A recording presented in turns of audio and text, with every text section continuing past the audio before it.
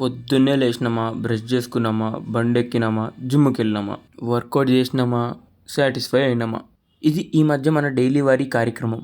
నేను ఒక వారం రోజుల నుంచి వర్కౌట్ చేయలేదు ఫ్రెండ్స్. నేను వారం రోజులు ఊర్లో ఉన్నాను. ఊరెళ్ళిన ఫస్ట్ డే మాత్రం back and biceps home workout చేసుకున్నాను.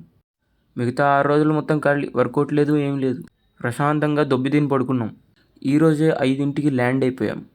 ఇంక అసలు కొంచెం కూడా లేట్ చేయకూడదని 6ంటికల్లా జిమ్కి వచ్చేసాం. ఈరోజు ఫుల్ బాడీ హిట్ చేద్దాం అనుకున్నాను.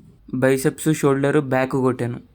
అదేంటో నాకు ఈరోజు నేను ఎప్పుడు ఎత్తే వెయిట్ లైట్ వెయిట్గా అనిపిస్తుంది. ఎప్పుడు ఎత్తే డంబుల్ కూడా చాలా లైట్గా అనిపిస్తుంది. నాకు నా స్ట్రెంత్ పెరిగినట్టు అనిపించింది. జిమ్కి వచ్చే ముందు చాలా రోజులు గ్యాప్ వచ్చింది కదా, ఈరోజు ఎక్కువ బాడీ మీద స్ట్రెస్ ఎక్కువ పెట్టకూడదు అనుకున్నాను. ఎప్పుడు ట్రైన్ చేసినట్టు ట్రైన్ చేయకూడదు, కొంచెం లైట్గా ట్రైన్ చేద్దాం అనుకున్నాను. కానీ అదేంటో నేను ఎప్పుడు లేపే వెయిట్లే నాకు చాలా లైట్ వెయిట్ అనిపిస్తుంది. ఇన్ఫ్యాక్ట్ ఇది నాకు కూడా షాకింగ్.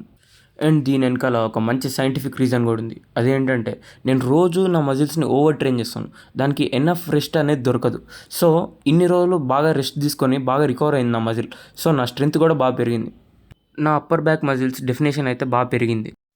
అండ్ వర్కౌట్ అయిపోకూడదు కానీ చిన్న పోజింగ్ సెషన్ చేసుకొని జంప్ అయిపోయాను ఇంటికి.